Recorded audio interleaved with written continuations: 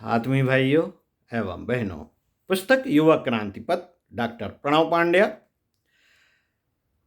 कुलाधिपति देव संस्कृत विश्वविद्यालय, गायत्री कुंज शांति कुंज हरिद्वार। विषय: संस्कृति संवेदना को युवतियां जनव्यापी बनाएं। आपको अपनी आवाज में पढ़कर सुनाता हूं। आइए पूज्य श्री के विचारों को सुनते हैं, कुछ प्रेरणा लेते हैं और जीवन में उतारते हैं। मित्रों,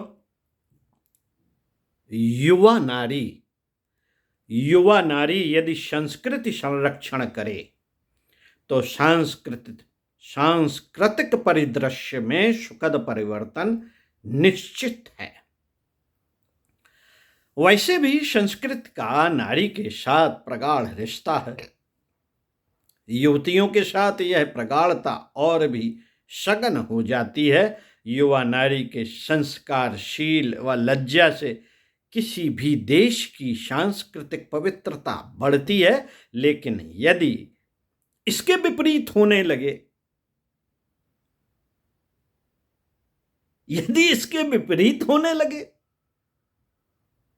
युवा नारी का शील उघड़ने लगे, लज्जा वशन छूटने और लुटने लगे, तो सांस्कृतिक प्रदूषण बढ़ता है।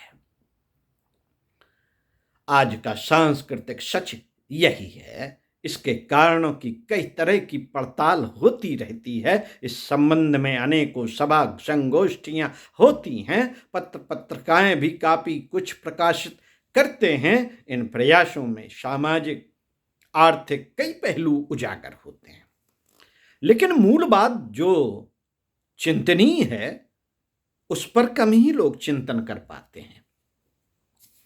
इस चिंतन का निष्कर्ष यही है कि युवा नारी को स्वयं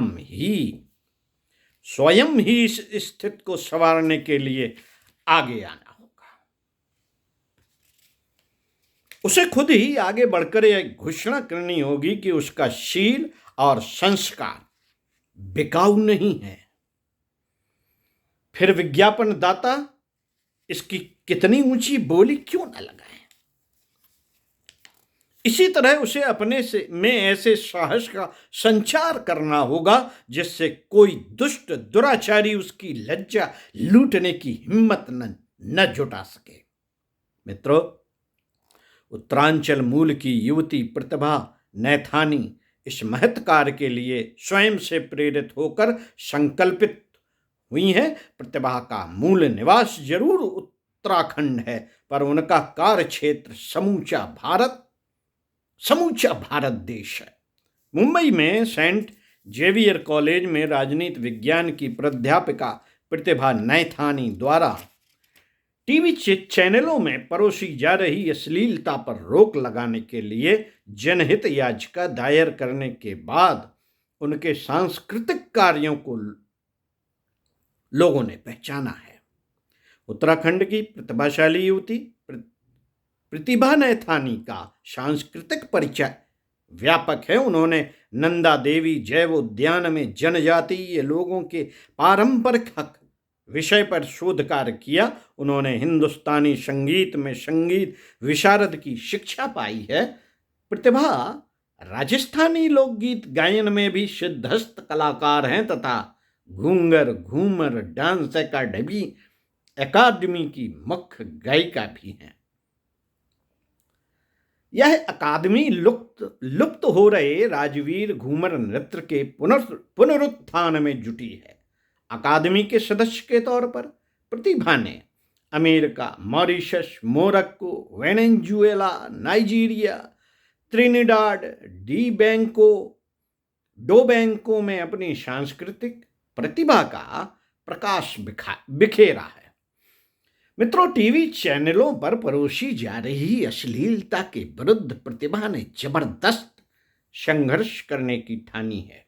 इस संबंध में मुंबई हाई कोर्ट में जनहित याचिका दाखिल करने वाली प्रतिभा का कहना है, देश में अश्लीलता को रोकने वाले कई कानूनों के होते हुए भी यह सब क्यों और कैसे हो रहा है नहीं मालूम, पर इतना सच है तो हर कोई जानता है कि टीवी चैनलों पर धड़ल्ले से अश्लीलता परोसी जा रही है। अश्लीलता का यह प्रदर्शन बच्चों के लिए कितना घातक हो सकता है, यह ब्रिटेन और अमेरिका में हुए सर्वे में से साबित हो चुका है। इस सर्वे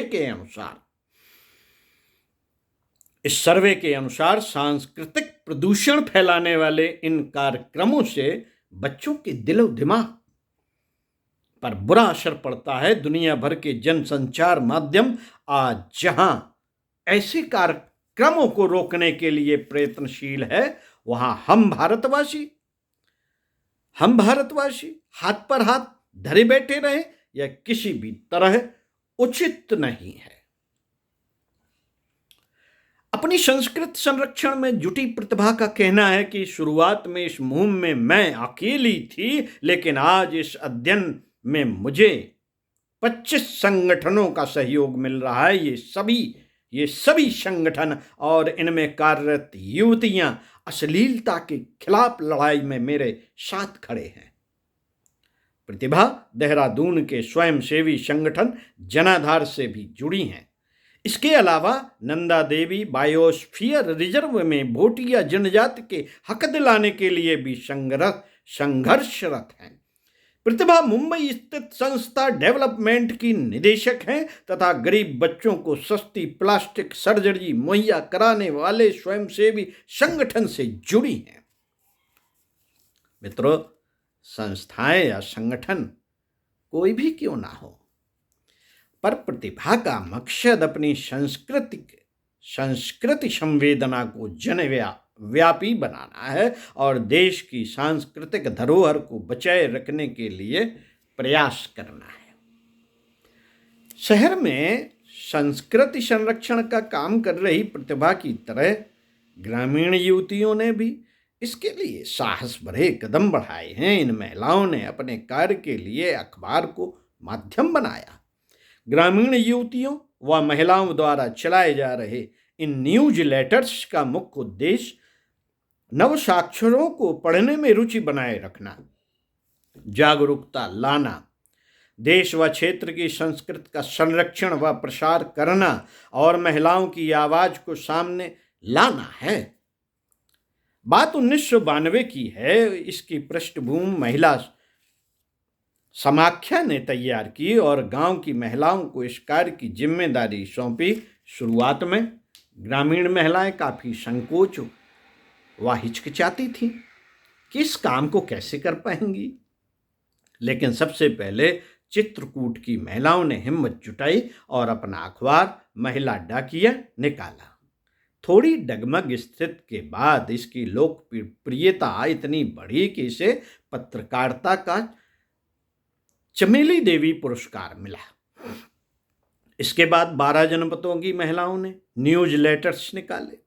चित्रकूट से महिला डाकिया, वाराणसी से पुरवई, सीतापुर से डहरिया, प्रतापगढ़ से मिनसार, औरैया से मित्रा, जौनपुर से गुनागर, इलाहाबाद से गुइया, गोरखपुर से सखी सगुन, सहारनपुर से हिंडोला, मऊ से अंजोरिया, मुजफ्फरपुर से साधन और मथुरा से माएली नाम से ये न्यूज लेटर गांवों में पढ़ने की प्रवृत्ति बढ़ा रहे हैं।